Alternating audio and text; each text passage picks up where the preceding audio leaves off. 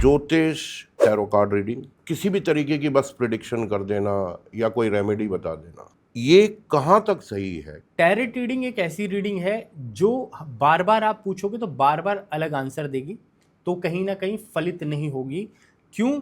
क्योंकि ज्योतिष में जो है टाइम, हर चीज का जो एक सिद्धांत है उस सिद्धांत पे काम करता है। अगर राहु की दशा चल रही है आपके ऊपर तो वही चलेगी आपके 18 साल की। आजकल हर घर का एक ही किस्सा है, बच्चे नहीं सुन रहे, एग्रेशन की प्रॉब्लम है, नशे पत्ती में पड़े हुए हैं, शराब पी रहे हैं। क्या ये सिर्फ जनरेशन गैप की वजह से हो रहा है, ग्रहों की उथल पुथल की वजह से हो रहा है, या बच्चे आजकल हैं ही ऐसे? कलयुग जो है कल पुर्जों का युग है, ये कल पुर्जों का युग है। आजकल क्या करें, पब जा रहे हैं, डिस्को जा रहे हैं। आपने मोदी जी की कुंडली पढ़ी है? जी बिल्कुल, देखिए। क्योंकि आज की डेट में शायद हर पॉडकास्ट पे यही सवाल होता है, जी, क्या कहती है मोदी जी की? आने वाला जो समय है उनके लिए काफ़ी अनुकूल चल रहा है और विश्व प्रसिद्धि उनकी और ज़्यादा बढ़ेगी।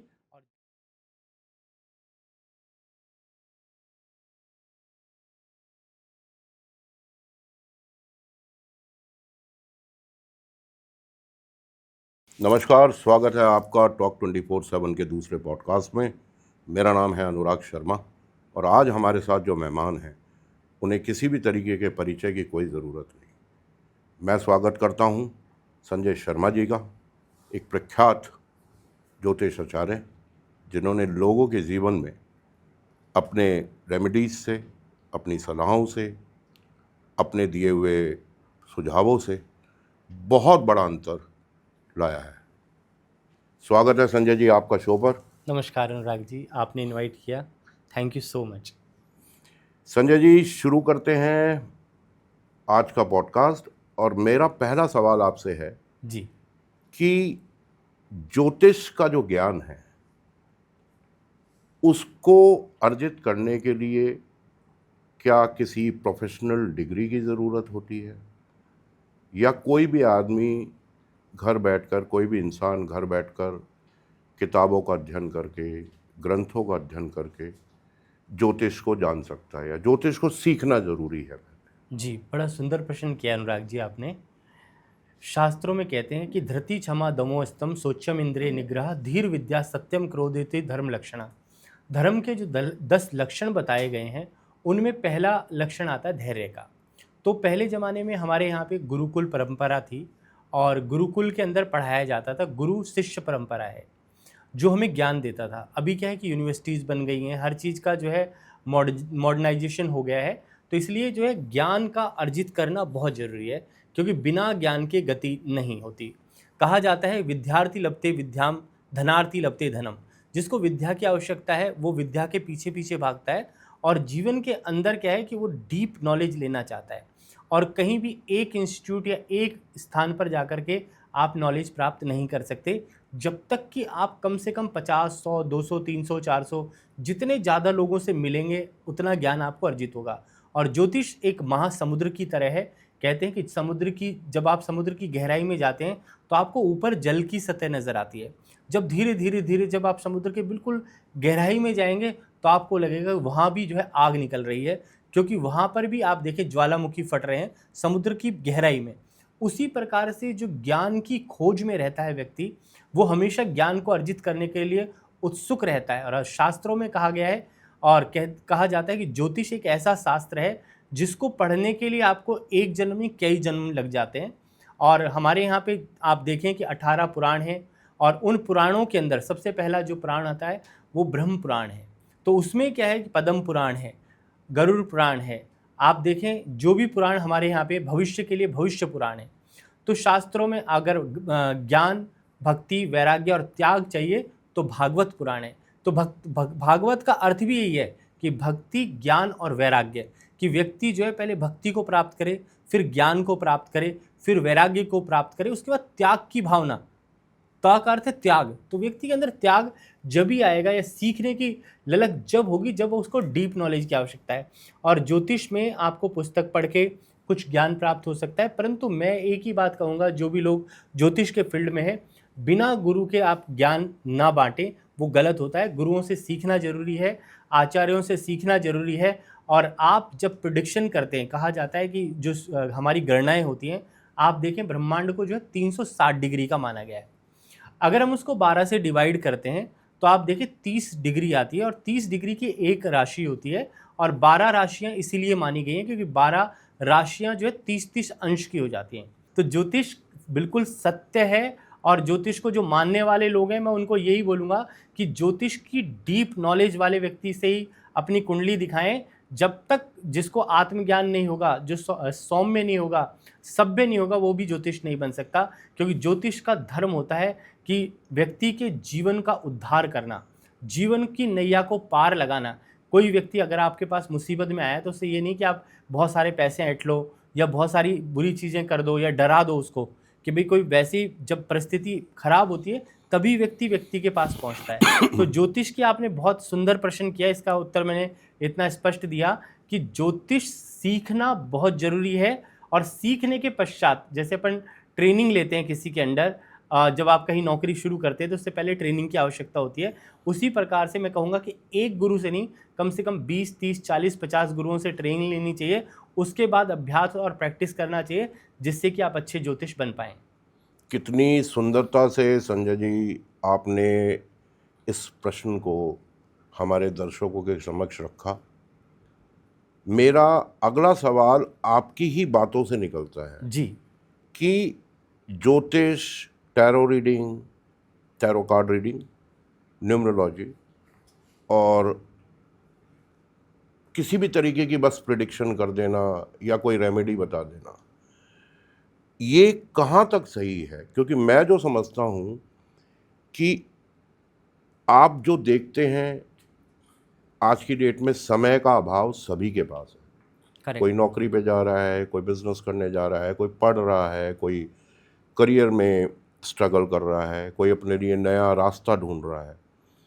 होता क्या है कि जब आज की जनरेशन को खास तौर से आप कोई भी शॉर्टकट प्रोवाइड करते हो कि आप ऐसा कर लें, आप एक पर्ची बना लें, आप उसके ऊपर इत्र लगा के रख लें, उस पर ये नंबर लिख दें, तो बड़ा सिंपल सी चीज़ है। और आदि मैं नहीं कहता कि मैं इस बात के अगेंस्ट हूँ, मगर मैं सच में जानना चाहता हूँ कि क्या ये सही मायने में काम करती हैं और क्या ये सभी के लिए काम करती हैं? जी, बड़ा सुंदर प्रश्न किया है अनुराग जी आपने। देखो, सबसे पहले आपको टैरेट ट्रेडिंग के बारे में बताता हूँ। टैरेट ट्रेडिंग में क्या होता था, पहले ज़माने में क्या है, तोते को ट्रेंड किया जाता था, और तोते को ट्रेंड करके और उसके आगे जो है 3 पत्ते 4 पत्ते रख दिए जाते थे, और उसमें से जो है जितने पत्ते होते थे उसमें से तोता एक पत्ता निकाल के लाता था। जो तोते वाला होता था वो उस तोते से प्रेडिक्ट करता था कि भाई ये ज्योतिष है, ये जो है जैसे रमल ज्योतिष होता है उसमें क्या है, गोटियाँ डाल के बताया जाता है। उसी प्रकार से प्रश्न कुंडली होती है, उसमें जो है बत्तीसा बोलते हैं उसको, 32 प्रश्नों की कुंडली होती है, बत्तीसा कहलाता है। एक भैरव प्रश्न कुंडली होती है, वो होती है। एक आप जिस समय पे पर्टिकुलर टाइम पे आप किसी के पास जा रहे हो और उससे कोई प्रश्न कर रहे हो, तो उसका लगन स्पष्ट करके और उस लगन का स्वामी कहाँ बैठा हुआ है, ग्रहों की स्थिति क्या है, उससे प्रश्न स्पष्ट होता है। दूसरा, आपने अभी बड़ा सुंदर सवाल किया कि इससे लाभ क्या है। टैरेट रीडिंग एक ऐसी रीडिंग है जो बार बार आप पूछोगे तो बार बार अलग आंसर देगी, तो कहीं ना कहीं फलित नहीं होगी। क्यों?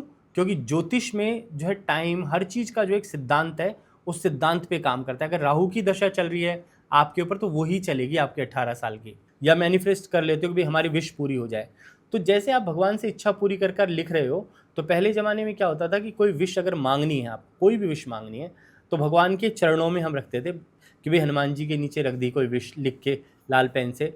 तो उस तरह से, और पर लिखने का तरीका होता था, उसको अनार की कलम से और भोजपत्र के ऊपर लिखा जाता था। आजकल तो क्या है कि भाई कागज़ पे लिख दिया और आपका भगवान भला करे, ऐसे नहीं होता। कि कोई भी विश मांगनी है, कुछ भी करना है, उसको अनार की कलम से लिखा जाता था, लाल शाही से लिखा जाता था, तो उससे जो है कुछ ना कुछ जीवन में बदलाव आते थे। पर क्या है कि अगर आप कोई टोटका कर रहे हो, कुछ कर रहे हो कि हमारे साथ ऐसा हो जाए, हमारे साथ ये वर्ड बोलने से, लिखने से, ये सब गलत सिद्धांत है। इनमें सिद्धांतिक कोई भी चीज़ नहीं है, और बिना सिद्धांत के जो भी कार्य आप करते हो, 100 में से 4 लोगों का काम अगर हो गया तो लोग सोचते हैं कि भाई चलो हमें तो फ़ायदा हो गया। तो इसलिए क्या है कि ट्रेंड चल रहा है, और जिनको आत्मज्ञान नहीं है और डीप नॉलेज नहीं है भगवान की, जिसके ऊपर कृपा नहीं है। कहा जाता है कि जा पर कृपा राम की होई, ता पर कृपा करे सब कोई। जिसके ऊपर भगवान राम की कृपा हो जाती है तो उसके सारे काम वैसे ही सिद्ध हो जाते हैं। तो जो समय है, सबसे बड़ी चीज़ है समय। आपका जो समय चल रहा है वो आपकी चीज़ों को ठीक या गलत करता है। संजय जी, मैं अक्सर देखता हूँ कि जो बात आपने बताई वो आम तौर से तकरीबन सभी घरों का ऐसा ही कुछ माहौल है कि माँ बाप में नहीं बन रही, भाई बहनों में नहीं बन रही, पति पत्नी में नहीं बन रही। तो क्या ये सब भी हमारे ग्रहों से कोई ताल्लुक रखते हैं, जी या ये सरकमस्टांसेस होते हैं जिनके बाद ऐसी सिचुएशन बन जाती है कि आपस में बननी बंद हो गई? जी, बड़ा सुंदर प्रश्न किया है। देखो, ये हमारे प्रारब्धों का कर्म होता है, और जो भी ग्रह स्थिति हमारी कुंडली में बनी होती है वो स्टार्स के हिसाब से। अगर किसी का मंगल खराब है तो आप सोचें उसका भाई से विरोध रहेगा, क्योंकि मंगल जो है भाई होता है। ऐसे ही सूर्य जो है पिता होता है, अगर सूर्य खराब है फादर के साथ अनबन रहेगी बच्चे की। चंद्रमा खराब है तो माँ के साथ अनबन रहेगी। अगर मान के चलो बृहस्पति खराब है तो घर के बुजुर्गों के साथ, उसके दादा दादी के साथ अनबन रहेगी। ऐसे शुक्र खराब है तो पत्नी के साथ अनबन रहेगी। तो क्या है कि इसी प्रकार से जब ग्रह खराब होता है या कोई पाप ग्रह बैठ जाता है उस घर में, तो उसका निवारण किया जाता है। देखो, सूर्य और चंद्रमा प्रत्यक्ष ग्रह हैं दोनों। तो सूर्य के लिए सूर्य को जल दें, चंद्रमा को फुल मून के दर्शन करें, मंगल के लिए हनुमान चालीसा का पाठ करें। और बुध अगर खराब है तो आपकी बहन और बुआओं के लिए कष्ट में रहेगा, तो उसके लिए जो आप हिजड़े को कुछ दान करें, गाय को चारा दें। ऐसे ही अगर गुरु खराब है तो ब्राह्मण बुजुर्ग अंधे को दान करें। शुक्र खराब है तो पत्नी को गिफ्ट देना चाहिए, क्योंकि पत्नी को गिफ्ट देने से पत्नी प्रसन्न रहेगी, तो वो शुक्र आपका धीरे धीरे अच्छा हो जाएगा। शनि खराब है तो आपको जो है गैस्ट्रिक प्रॉब्लम हो जाएंगी। ऐसे ही राहु खराब है तो आपका सामान हमेशा टूट जाएगा, कोई कीमती चीज़ लाए गिर के टूट गई, टेंशन हो गई।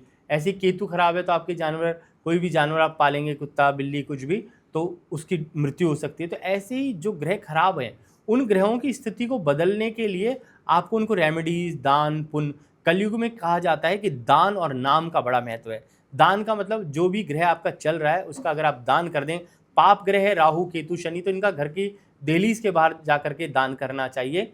अगर पुण्य ग्रह तो जैसे बृहस्पति है तो आपका उसको अपनी किचन में सामान रखें अपने हाथ से, फिर जाकर मंदिर में दें।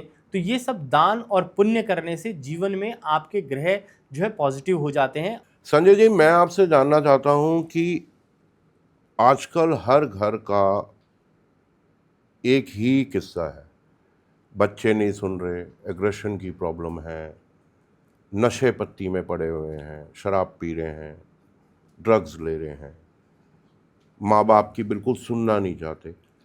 क्या ये सिर्फ जनरेशन गैप की वजह से हो रहा है, ग्रहों के उथल पुथल की वजह से हो रहा है, या बच्चे आजकल हैं ही ऐसे? जी, बहुत सुंदर प्रश्न किया है। देखो, कलयुग जो है कलपुर्जों का युग है, ये कलपुर्जों का युग है।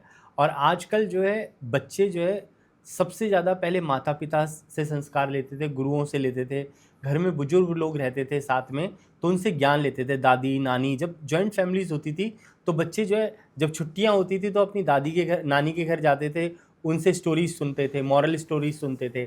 दादी होती थी, दादी के संस्कार, दादाजी के संस्कार, पार्क में जाना, मंदिर में जाना, बड़े बुजुर्ग जो संस्कार देते थे वो सब होता था।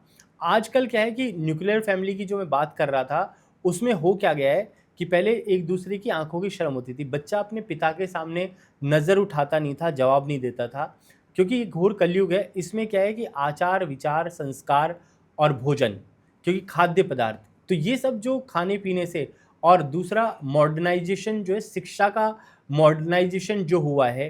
तो आप देखें कि जो कॉन्वेंट स्कूल हैं उनमें जब पढ़ाया जाता है लोगों को, तो उनको कहते हैं कि भाई आप जो है नॉनवेज खाओगे तो आपके अंदर ये पावर आ जाएगी। ठीक है, पहले गुरुकुल में सिखाया जाता था कि भाई आपको भोजन जो है सात्विक भोजन करना है, आपने प्याज लहसुन भी नहीं खाना, आपने सात्विकता से रहना है। पहले क्या है कि योग साधना, मेडिटेशन, पूजा पाठ, घर पे श्री सत्यनारायण भगवान की कथा, ये सारे संस्कार होते थे। घर के मोहल्ले के लोग आते थे कि भाई आप आज हमारे यहाँ सुंदरकांड है, तो बच्चे जा रहे हैं वहाँ पे, खुशी खुशी जा रहे हैं। आजकल क्या करें, पब जा रहे हैं, डिस्को जा रहे हैं। मैंने देखा है जो लोग ज़्यादातर जो बिगड़ते हैं वो राहु की, केतु की, शनि की और शुक्र की जब दशा आती है, जब पाप ग्रहों की दशा किसी भी बच्चे की आए तो उसके जीवन में बहुत ज़्यादा उथल-पुथल होती है। तो होता क्या है कि आपको उस वातावरण से उस बच्चे को निकालना है, कहीं ऐसी जगह लेके जाना है, चाहे आपका महीने 2 महीने लग जाएँ, जो भगवान के प्रति कहते हैं, जो पूजा-पाठ, धर्म-कर्म को मानते हैं। आप बच्चे को वृंदावन लेके जाएँ महीने में 1 बार, आप किसी भी तीर्थ स्थान पर लेकर जाएँ, जहाँ पर जाने से बच्चे की बुद्धि थोड़ी-सी खुले। तो संजय जी, इस सिनेरियो में अगर हम देखें कि कोई लाल किताब के उपाय होते हैं, किसी तरीके की कोई रेमेडीज़ होती हैं, कोई टोने टोटके बताए जाते हैं, जो कि सुनने में और करने में बड़े आसान होते हैं। क्या ये सही मायने में कोई इफ़ेक्ट डालते हैं? जी, आजकल आप देखें कि टेक्नोलॉजी का ज़माना है, एआई ऐप्स बन गए हैं, जो आपको 10, 20, 50 रुपए के कॉल के ऊपर फ़ोन पर ही एक पूरा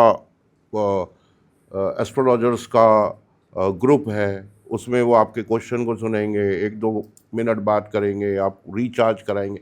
मतलब ये सब कहाँ किस तरफ ये ज्योतिष विद्या को, मैं नहीं कहता कि इसको इम्प्रूव करना या इसको टेक्नोलॉजी के साथ कोप कराने में कोई दिक्कत है, बट क्या ये सही मायने में इफ़ेक्टिव हैं, या जो हमारे पारंपरिक तरीके हैं कि आप गए, आपने कुंडली दिखाई, आपने चेक करवाया कि मेरा समय कैसा है, मेरे ग्रहों की स्थिति क्या है, मुझे किस तरीके के रेमेडीज़ को अपनाना चाहिए, because these all are person to person different होती हैं।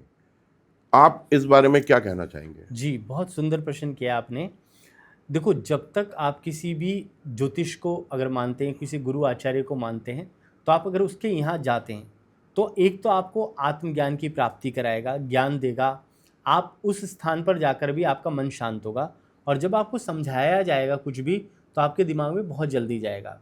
वो आपसे एक्सेप्ट नहीं करेगा भई आपको बहुत पैसे ले ले आपसे, क्योंकि देखो देखो एआई का जो सिस्टम चल रहा है या जितने भी ज्योतिष ऑनलाइन बता रहे हैं, बहुत सारे लोग जो है कुछ भी बता रहे हैं कि भई हमने रिसर्च कर लिया, ये कर लिया। वो एक मशीनरी सिस्टम के थ्रू बता रहे हैं। जब आप गुरु के पास जाते हो तो वो आपको ज्ञान भी देता है, वो आपको घर जैसा संबंध समझता है। आपके साथ उसका एक कनेक्शन जुड़ जाता है मन से कि भई मेरे पास अगर ये आया है तो इसके जीवन में इसका भला होना चाहिए और मुझे इसकी ज़िंदगी को बदलना है। इसके जीवन में उद्धार की भावना होनी चाहिए, क्योंकि मेरे साथ अगर जुड़ा है तो मैं इसका जीवन में 100% या 1000% कल्याण कर दूँ। क्यों? क्योंकि आप अगर उसके साथ जुड़ेगा तो मन से जुड़ेगा आपके साथ। आप भी उसके साथ मन से जुड़ोगे। आपकी भावना मैच करेगी, मन मैच करेगा और आपको हमेशा ये लगेगा कि जो भी मेरा जजमान है वो हमेशा खुश रहे, उसके जीवन में आनंद ही आनंद हो, उसको धन की खूब प्राप्ति हो जिससे कि मेरे को भी दान पुण्य करे। जब मशीन में क्या है कि आप जैसे लाखों लोग जो है जा रहे हैं और उसका कोई इमोशनल कनेक्शन नहीं है, उसने जो बताना है बता दिया और बताने के बाद आपने सुन लिया, आपने रेमेडी कर दी। दूसरी बात आपने लाल किताब की, लाल किताब के बारे में शायद आप लोगों को मालूम है या नहीं, मुझे नहीं पता। कहते हैं कि लाल किताब जो है एक मुर्दे ने जो है किसी इंसान को सुनाई थी और उसने अपने रक्त से उसको लिखा था उस उपाय को। उसके बाद ये किताब बन गई जिसको लाल किताब कहा जाता है। अब इसमें बहुत सारे सिद्धांत हैं, बहुत सारे लोगों ने बहुत सारी अपनी चीज़ें ऐड कर दी, कोई लाल किताब बना ली। पुरानी जो लाल किताब थी उसमें जो सिर्फ़ उपाय थे, एस्ट्रोलॉजी नहीं थी, सिर्फ़ उपाय पे चलती थी। अब उसमें क्या है कि हर एक को जो है लगन, मेष लगन जैसे है हमारा, तो उसको हर एक को एक ही लगन मान के और उससे प्रेडिक्ट किया जाता है, वो कहीं न कहीं गलत हो जाता है। लाल किताब के उपाय कई बारी आपके जीवन में नुकसान पहुँचा देते हैं। लाल किताब में क्या है कि आप जा कर के जो है पानी के अंदर जो है ये चीज़ डाल दें, वो डाल दें, तो कई बारी क्या है कि आप वातावरण को कहीं न कहीं दूषित भी कर देते हो। तो ऐसी चीज़ें ना करें, लाल किताब वालों से भी मैं अनुरोध करूँगा कि अच्छे उपाय बताएँ जिससे कि व्यक्ति का वाक़ई में विशेष कल्याण हो और प्रकृति और नेचर। उपाय क्या करने चाहिए वो मैं आपको एक बार बताता हूँ, जो लाल किताब के सिद्धांतिक उपाय हैं। अगर आपको पितृ दोष है, तो आपको बड़ का, पीपल का, नीम का, आम का ये पेड़ लगाना चाहिए, पंचपल्लव लगाने चाहिए। इस वक्त छोटे छोटे घर हैं, आपने कहा पेड़ लगाएं, 5 पेड़ लगाएं। मैं ये चाहता हूँ, क्या आपके पास भी कोई ऐसे प्रूवन रेमेडीज़ हैं जो हम अपने दर्शकों को आज दे सकें, जिसमें जो मेन मैं जानना चाहता हूँ, माँ बाप परेशान है कि पुत्र या पुत्री का जीवन जो है किसी गलत डायरेक्शन में जा रहा है, उनके बारे में वो चिंतित है। पति पत्नी के संबंधों के बारे में परिवार चिंतित है। नौकरियां ना मिलने के बारे में परिवार चिंतित है। बिजनेस के ना चलने पर पूरा परिवार चिंतित है। तो क्या आप ऐसी कोई रेमेडी हमें शॉर्ट में दे पाएंगे, लेकिन प्रूवन? मैं नहीं चाहता कि इस पॉडकास्ट के ज़रिए जो भी दर्शक उस रेमेडी को करें, उन्हें किसी तरह की कोई निराशा हो। ना देना मुझे मंजूर है, बट मैं नहीं चाहता। आप ऐसा कोई टेस्टेड रेमेडी बताएं कि हाँ, ऐसा करने से इस पर्टिकुलर मुसीबत से हम छुटकारा पा सकते हैं। जी, बड़ा सुंदर प्रश्न किया है। देखो, 2 प्रकार की तुलसी आती है हमारे जीवन में, एक आती है रामा, एक आती है श्यामा। तो आप रामा और श्यामा तुलसी का पौधा वो गमले में भी लगाया जा सकता है। आप उसको अगर अपने घर में स्थापित कर लेते हैं, सब लोगों को बताऊंगा कि ये लगाने से आपके जीवन में कितनी भी बड़ी मुसीबत है, कितना भी संकट है, कोई भी परिवार में कलह कलेश है, तो उससे निवृत्ति मिलती है रामा और श्यामा को जल देने से। दूसरा शॉर्टकट उपाय जो है, आपके अंदर कोई भी नेगेटिव पावर है या आप मानसिक रूप से परेशान हैं, आपके रोजगार नहीं लग पा रहा, आप टेंशन में रहते हैं हमेशा और घर में कलह कलेश रहता है, तो उससे सबसे पहला छोटा सा उपाय करें। जब भी आप अपनी किचन को एक तो बिल्कुल साफ रखें, दूसरा बर्तन जो है झूठे कभी भी ना रखें किचन में, तीसरा जब भी आप कोई भी गैस जलाते हैं, सबसे पहले सुबह उठते ही जब भी जलाते हैं तो उसको थोड़ा सा गंगा जल का छींटा या थोड़ा दूध का छींटा अवश्य दे दें। उससे आपको बहुत शांति आएगी और परिवार में कितना भी कलह कलेश चल रहा है और रोजगार की जो समस्या चल रही है, आप थोड़ा सा सॉल्ट वाटर से 1 चुटकी नमक डाल करके बाल्टी में या गंगा जल डाल के स्नान कर लें। गंगा जल सबके घर में होता है, तो उससे आपके जीवन का ओरा स्ट्रांग हो जाएगा।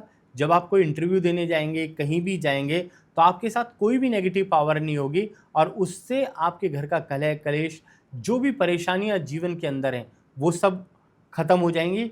और दूसरा, सुबह उठते ही बोलें I am the best, I am the best, I am the best, और एक दूसरे को राम राम कहना सीखें। सुबह उठते ही घर में राम राम जो शब्द है, कहते हैं कि राम राम कहने से आपके सारे कार्य सिद्ध हो जाते हैं, क्योंकि 52 अक्षर का एक है, रा और माँ 52 है, रा और माँ 52 है। तो 108 की माला जब राम राम कहते हैं तो एक माला राम नाम की हो जाती है, और जिसके ऊपर भगवान राम की कृपा हो जाए उसके काम तो वैसे ही बनते जाएंगे। और इस कलयुग में भगवान विष्णु के जो 2 अवतार, जो बड़े अवतार माने जाते हैं, वैसे तो 11 अवतार हुए, पर कृष्ण और राम का जो अवतार हुआ है, उन अवतारों की पूजा करने से, चाहे हरे रामा हरे कृष्णा कृष्णा कृष्णा हरे हरे, ये मंत्र बोले, महामंत्र बोले, कृष्णाय वासुदेवाय हरे परमात्मने प्रणत कलेश नाशाय गोविंदाय नमो नमः, इन मंत्रों का जाप करें और सुबह उठते ही स्नान, ध्यान, योग और साधना, मेडिटेशन जरूर करें।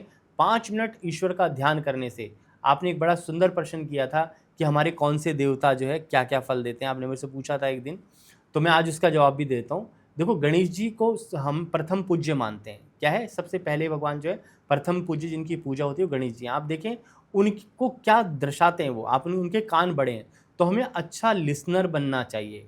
आंखें छोटी हैं, हमें फोकस होकर काम करना चाहिए। सूंड बड़ी है, हमें जजमेंट अच्छी करनी चाहिए। तो अपनी, अगर आप ये सारी चीज़ों को स्ट्रॉन्ग कर लेते हैं तो आप जीवन में 100 या 1000% कामयाब हैं, और जो भी जीवन के अंदर निराशाएं चल रही हैं वो सब की सब खत्म हो जाती हैं और ईश्वर की कृपा और अनुकंपा आपके ऊपर बनना शुरू हो जाती है। संजय जी, एक सवाल मेरा और आपसे ये है, आने वाला समय त्योहारों का समय है।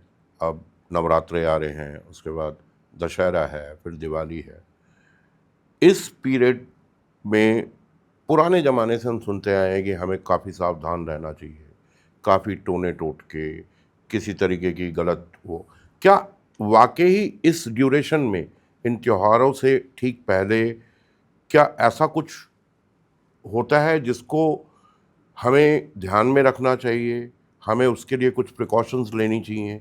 क्या आप इस पे कुछ रोशनी डाल पाएंगे? जी, देखो, नवरात्र का अर्थ होता है एक नया दिन, जो हमारे जीवन में एक नया दिन की शुरुआत। जब हम चैत्र के नवरात्रे आते हैं तो वहाँ से हमारा साल और संवत का प्रारंभ होता है, और ये जो नवरात्रे आते हैं ये हमें शक्ति प्रदान करते हैं, माँ दुर्गा की शक्ति। तो नवरात्रों में अगर आप दुर्गा सप्तशती का पाठ करें, सुने, कवच, कीलक, अर्गला स्तोत्र का पाठ करें, 13 अध्याय उनका पाठ करें, या जो इतना सारा नहीं कर सकते और अपनी शक्ति को बढ़ाना चाहते हैं, आपके ऊपर कोई भी टोना टोटका ना हो और आपको लगता है कि कोई नेगेटिव पावर इफेक्ट कर सकती है, तो कहते हैं, कहा जाता है कि जैसे दशहरे का दिन है, दिवाली का दिन है, इसमें क्या है कि अंधेरी जब भी रात होती है, अंधकार में ना जाएं, प्रकाश को ग्रहण करें, तभी दीपक जलाया जाता है। और इसमें दुर्गा माँ शक्ति की पूजा से, दुर्गा के 32 नाम से क्या है वो, दुर्गा, दुर्गा तिशमनी, दुर्गा पद्म निवारणी, दुर्गम छेदिनी, दुर्ग नाशिनी, दुर्गा निहंती, दुर्गा मापहा, दुर्गा माँ ज्ञानंदा, दुर्ग दैत्य लोकादनो, दुर्गात्म स्वरूपिणी, दुर्गम ज्ञान संस्थाना, दुर्गना भासिनी, दुर्ग मोहा, दुर्ग मघा, दुर्ग मात स्वरूपिणी, दुर्गा माँ सुर संहंती, दुर्गा माँ युद्धारिणी, दुर्गमांगी, दुर्गमता, दुर्गम्या, दुर्गमेश्वरी, दुर्ग भीमा, दुर्ग भामा, दुर्गभा धारिणी। तो इस प्रकार से 32 नाम है। जो ये नहीं कर सकते उनको अपनी इंद्रियों को बैलेंस करना है। अपनी अगर इंद्रियां काबू हो गई तो किसी भी प्रकार की नेगेटिव पावर आपको नहीं सता सकती। इंद्रियों को बैलेंस करने के लिए क्या है, आपको त्राटक करना है, दूसरा अपने ऊपर फोकस करना है, और तीसरा मंत्रों का जाप। छोटे मंत्र है, बहुत छोटे मंत्र जो सब कोई कर सकते हैं, जो सारी इंद्रियों को बैलेंस कर देते हैं। आपको अपनी एक शक्ति बढ़ानी है। कहते हैं कि अगर आप खुद तोप हो तो अगर आप तोप के ऊपर कोई गोली चलाएगा तो गोली असर करेगी नहीं, ऐसे टोटका असर नहीं करेगा। आपने अपने आप को प्रोटेक्ट कर लिया 7-8 लेयर्स में, तो आपको कौन कुछ टोटका पोटका कुछ नहीं कर पाएगा। उसके लिए क्या करें, इन मंत्रों का जाप करें। ओम यम, ओम कम, ओम जम, ओम शम, ओम रम, ओम लम, ओम ह्रीम, ओम स्वाहा। कहते हैं कि स्वाहा करने से सारी चीज़ें नेगेटिविटी भस्म हो जाती है। अब मेरा एक सवाल और बनता है संजय जी कि एक इंसान, मान लीजिए मेरा एक पर्टिकुलर टाइम पर बर्थ हुआ है और सभी का होता है, उसी टाइम पर किसी एक और इंसान का दूसरी जगह पे बर्थ होता है।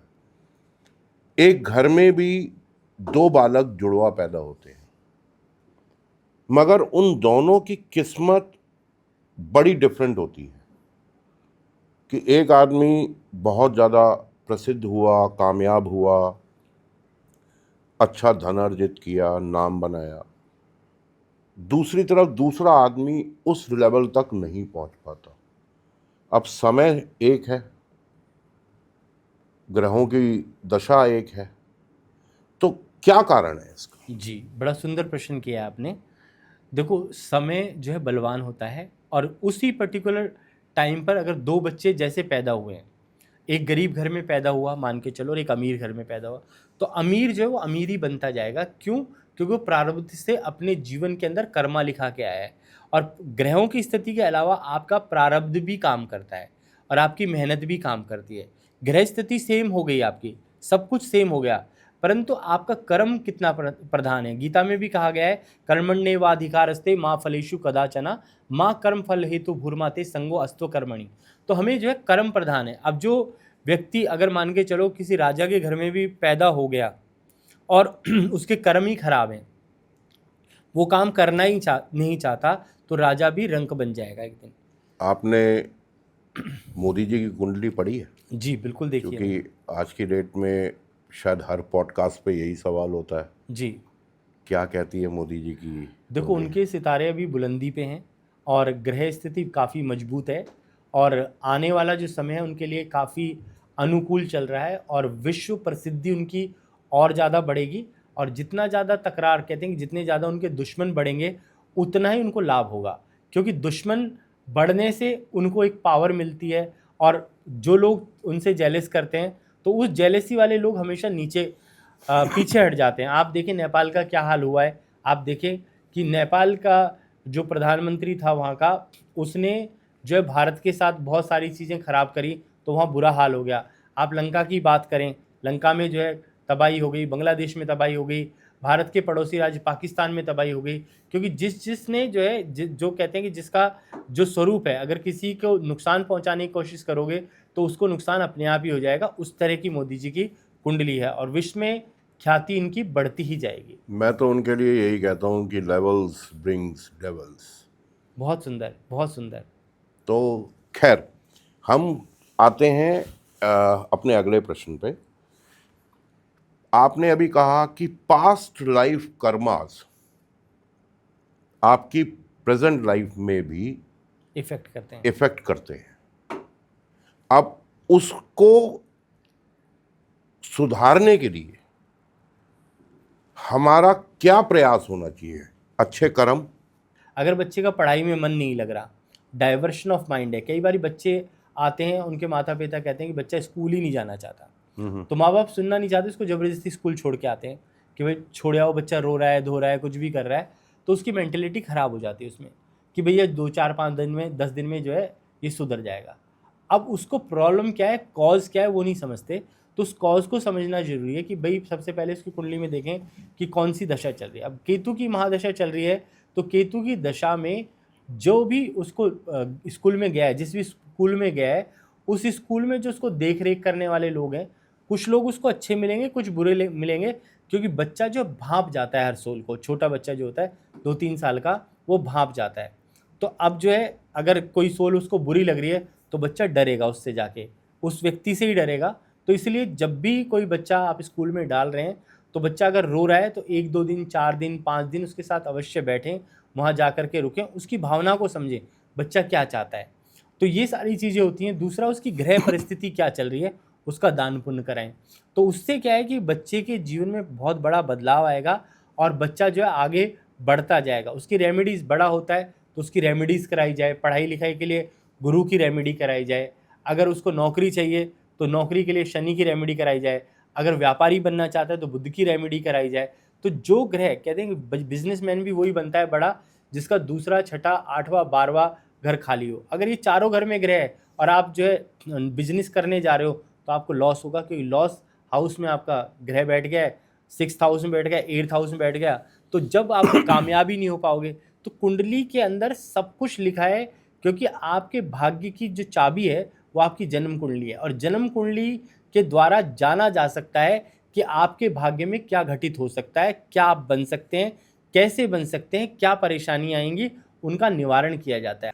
तो क्या हम ऐसा माने कि जैसे हमारे यहाँ कोई भी शुभ कार्य होता है, बच्चे का जन्म हुआ, उसकी शादी है, विवाह के समय आप किसी अच्छे प्रख्यात पंडित को या अपने आसपास के ही पंडित जी को कंसल्ट करते हैं, कुंडलियाँ मिलवाते हैं, सही तरीके के टाइम का इंतज़ार करते हैं कि किस टाइम पे विवाह करना चाहिए। तो संजय जी, क्या आप ऐसी सलाह देंगे हमारे दर्शकों को कि हर चीज़ के लिए ना हो के बट अपने इम्पोर्टेंट टास्क के समय आप अपने ग्रहों की स्थिति, समय की स्थिति, इसके बारे में किसी अच्छे ज्योतिषाचार्य से कंसल्ट करें? जी बिल्कुल, बिल्कुल करना चाहिए। और मुहूर्त का हमारे यहाँ बहुत बड़ा महत्व है, क्योंकि हर चीज़ का हम मुहूर्त निकलवाते हैं, कोई शादी हो, ब्याह हो, कुछ भी हो। और जहाँ तक कुंडली मिलान की बात आपने कही, क्योंकि उसमें अष्टकूट मैचिंग बोलते हैं हम, 8 कूटों का मिलना बहुत ज़रूरी है। उसमें नाड़ी है, भकुट है, आपका गण है, ग्रह मैत्री है, योनि है, वश्य है, तारा है। तो ये सारी चीज़ें मिलनी चाहिए। अगर कुंडली में कोई भी दोष है, कहीं भी दोष है, तो उसका निवारण करना चाहिए, और निवारण करके ही आप जो है विवाह के प्रति स्टेप रखें।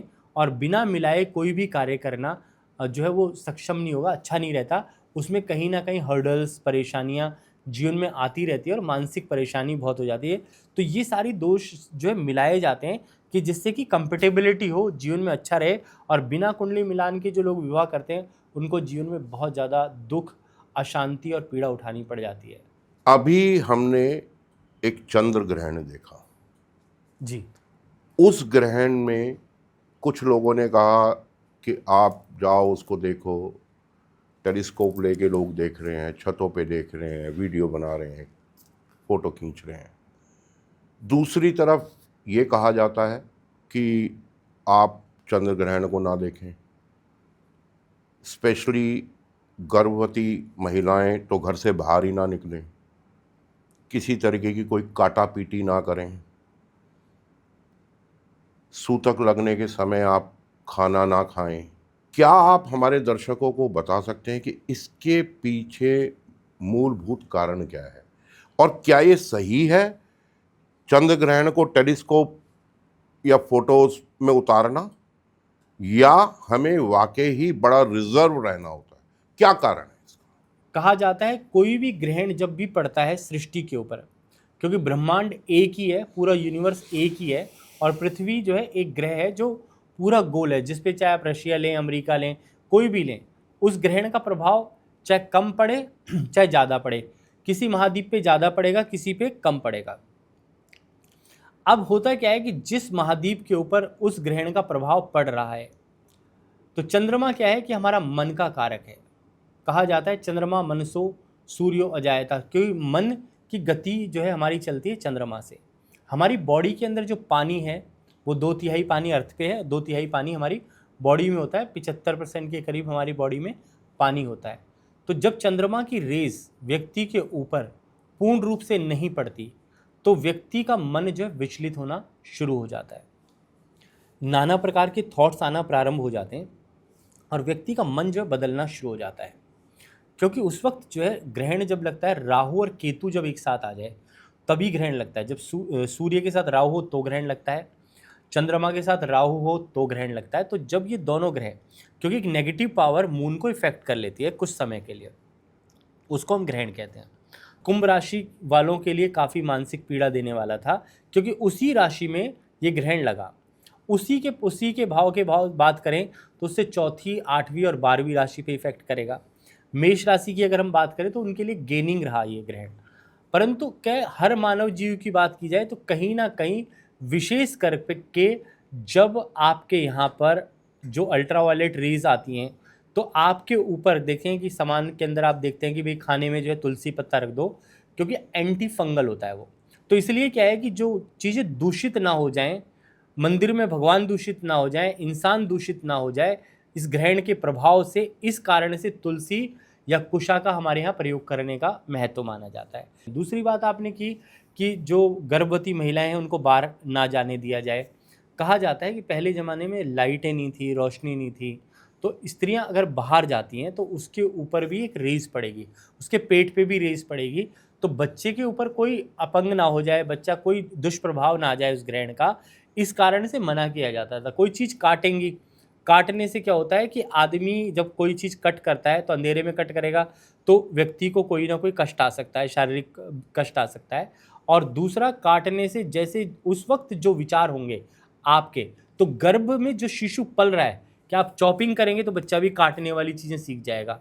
भोजन इसलिए मना किया जाता है कि एंटी फंगल हो जाता है, तो जिस कारण से जो आप भोजन ग्रहण करेंगे जब पेट के अंदर जाएगा तो उसको पचने में समय लगेगा, क्योंकि चंद्रमा जो है पूरा ढक गया है। तो आपकी बॉडी और सिस्टम को चलाने वाले जो दो ग्रह हैं, सूर्य और चंद्रमा, दोनों ही प्रत्यक्ष ग्रह हैं। उन प्रत्यक्ष ग्रहों का प्रभाव अगर आपके जीवन पर पॉजिटिव नहीं आ रहा, पूरे ब्रह्मांड पर ही पॉजिटिव नहीं आ रहा, तो इंसान को मना किया जाता है कि भोजन ना करे। मंदिर, क्योंकि भगवान जो है मन के अंदर भी है, मंदिर का अर्थ ही होता है मन के अंदर, इसलिए कहा जाता है कि मन को ढक लो, आत्मा को ढक लो, बाहर मत जाओ, बाहर घूमो मत, उसकी रोशनी में मत जाओ। कहा जाता है कि अगर सूर्य का ग्रहण देख लें तो रेटिना खराब हो जाता है आंखों का। अब आने वाला है सूर्य ग्रहण जी, 21 तारीख को। तो उसमें भी क्या है कि भारत में तो खैर चलो सदृश्य नहीं है, वो ऑस्ट्रेलिया और न्यूजीलैंड के ही कुछ द्वीप्स पे हैं, तो इसलिए भारत के ऊपर उस ग्रहण का प्रभाव ज़्यादा पड़ने वाला नहीं। पर ब्रह्मांड में क्या होता है कि ग्रहण से 15 दिन पहले और ग्रहण के 15 दिन बाद भूकंप, भूचाल, ये सब आने की संभावनाएं होती हैं। आप देखिए रशिया में जो है भूकंप आ गया।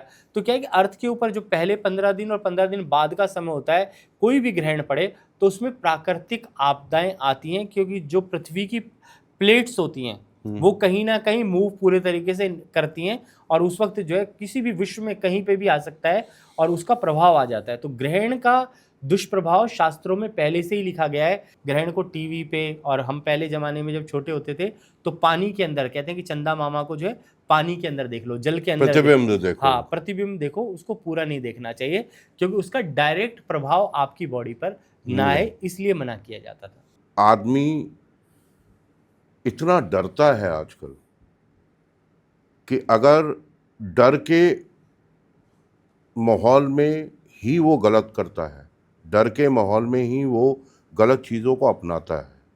आज आप किसी को डरा दो, सारा खेल डर का है। आप किसी नॉर्मल पंडित के पास चले जाओ जिन्होंने अपने व्यवसाय के तौर पे पंडिताई को लिया हुआ है, व्यवसाय के तौर पे, वो आपके पीछे शनि दौड़ा देंगे, वो आपके पीछे पितृदोष लगा देंगे। एक आदमी है, उसने पितृदोष की 4 अलग अलग पंडितों से पूछ के 4 बार पूजा करा ली, 5वां भी कह रहा है तुम्हारे अंदर अभी भी पितृदोष है। तो क्या है एक सिंपल तरीका जो हर व्यक्ति अपना सके, इस डर के माहौल से बाहर आ सके। आधे लोग मंदिरों में जा रहे हैं नॉट कि ईश्वर से उन्हें आराधना करनी है, कोई भाव रखने हैं, कोई भक्ति पानी है, वो डर के जा रहे हैं कि हनुमान जी के मंदिर जाऊंगा तो हनुमान जी बचा लेंगे। अरे हनुमान जी तेरे कर्मों को देखते हुए तेरे को बचाएंगे। देखो, मंदिर जाकर के जो है आपको जो आचरण करना है वो सबसे ज़्यादा जरूरी है कि हमें भगवान को देख करके बोलना है कि परमात्मा जैसे गुण हमारे अंदर आ जाए। अगर आप भगवान की अच्छाई को ग्रहण कर लेंगे तो आप बुराई से अपने आप ही दूर हो जाएंगे। डर के मंदिर जाने की आवश्यकता नहीं है। अगर जा रहे हैं तो भगवान से कुछ गुण लेकर के आएँ। आप जब भगवान के गुणों को अर्पित कर लेंगे, कहते हैं कि भगवान कृष्ण और राम में जैसे 14-16 कलाएँ थी, तो उन कलाओं में सबसे जो बड़ी चीज़ है भक्ति है। आपको भक्ति को बढ़ाना है, ज्ञान को बढ़ाना है, वैराग्य को बढ़ाना है, तपस्वी होना है, सेवा भाव होना चाहिए, दूसरों की सेवा करनी चाहिए। इस तरह का भाव मन में प्रकट होगा तो जो है आप जो है डरेंगे भी नहीं। और कहते हैं कि दुनिया में कोई भी अस्त्र शस्त्र ऐसा नहीं है जो किसी को मार दे अगर वो भयभीत नहीं है। क्यों? आदमी जो है सबसे ज़्यादा जो है भय से मर जाता है। मैंने एक स्टोरी देखी थी जिसमें कहा कि भी आपको जो है सांप से कटवा के मार देंगे और उसको 2 ऑलपिन चुभाई तो उसकी आंखों पे पट्टी बांध के तो वो वैसे ही मर गया। उसके शरीर में ऐसा प्रतीत हुआ कि सांप का जहर ही घूम गया है, क्यों? डर और भय से। तो डर से व्यक्ति डरता है। ये सब एक साइकोलॉजिकल इफेक्ट डालता है। बिल्कुल। तो ज्योतिष आपको डराने के लिए नहीं है, बिल्कुल नहीं है। ज्योतिष एक मार्गदर्शक है, एक मार्गदर्शक है। संजय जी, बस अब हम अपने पॉडकास्ट के आखिरी पड़ाव पे हैं। आखिरी 2 सवाल। पहला, आने वाला समय त्योहारों से भरा है, खुशियों से भरा है, क्या कहना चाहेंगे हमारे दर्शकों को कि कैसे मनाएं दिवाली इस बार? जी देखो, दिवाली में आपको मालूम है कि उसमें दिवाली में आप गणेश जी की, लक्ष्मी जी की, सरस्वती जी की उपासना करते हैं। और माँ लक्ष्मी का जो उद्गमन हुआ है, कहते हैं कि जो समुद्र से 14 रत्न निकले थे उनमें से एक रत्न के रूप में जो है महालक्ष्मी का उद्गमन हुआ है। और लक्ष्मी जी को स्थापित जो है हम घर में करते हैं तो भगवान विष्णु को जो है लक्ष्मी जी की प्राप्ति हुई है। और उसमें क्या है कि आप देखिए उसमें जो है हलाकुट नाम का जो है विष भी निकला, जिसको कुटकट भी बोलते हैं और कालकूट भी बोलते हैं। तो वो विष निकला, वो भगवान शिव ने ग्रहण कर लिया। उसी प्रकार से समुद्र से जो है कौड़ियाँ निकलती हैं, शंख निकलता है। जो समुद्र से निकलने वाली चीज़ें हैं उन सब को जैसे घर पे रखें, उससे विशेष लाभ रहता है। और माँ लक्ष्मी को प्रसन्न करने के लिए गणेश लक्ष्मी जी की पूजा अवश्य करें और आराधना करें। और जो त्यौहार है हमारा, उस जैसे दीपावली के दिन आपको जो है, दीपावली जो होती है वो अमावस्या की रात को होती है, तो जिस कारण से जो है आप 14 दिए अवश्य जलाएं। और जैसे त्रयोदशी होती है उस दिन 13 दिए जलाए जाते हैं और यम का दिया जरूर जलाना चाहिए। क्योंकि ये त्योहारों में क्या है कि जब नेगेटिव अंधकार में जब होता है जीवन या सारे पृथ्वी पर अंधकार होता है तो उस वक्त नेगेटिव अप्रोच जल्दी प्रवेश करती है। तो इसलिए कहा जाता है कि दीपावली का जो समय है उसमें कीट पतंगे जितने भी होते हैं, जीव जंतु, वो क्या है कि दिवाली के मौके के ऊपर जो है वो सब जो है पृथ्वी में लीन हो जाते हैं। और ये त्यौहार जब सरसों के तेल का दीपक आप जलाते हैं तो सारी नेगेटिव वायु, दूषित वायु को ख़त्म कर देता है और पॉजिटिविटी हमारे जीवन में आती है। और माँ लक्ष्मी की पूजा से विशेष करके आपके जीवन में धन से, क्योंकि कलयुग के अंदर धन के बिना गति नहीं है, तो लक्ष्मी घर के अंदर जो है बैठी हुई लक्ष्मी की प्रतिमा अवश्य लगाएं और व्यापारिक स्थान पर जो आपका बिजनेस प्लेस है वहाँ पर खड़ी लक्ष्मी की प्रतिमा लगाएं, जिससे कि धन रोटेट होता रहे। घर में आकर घर स्थिर होना चाहिए।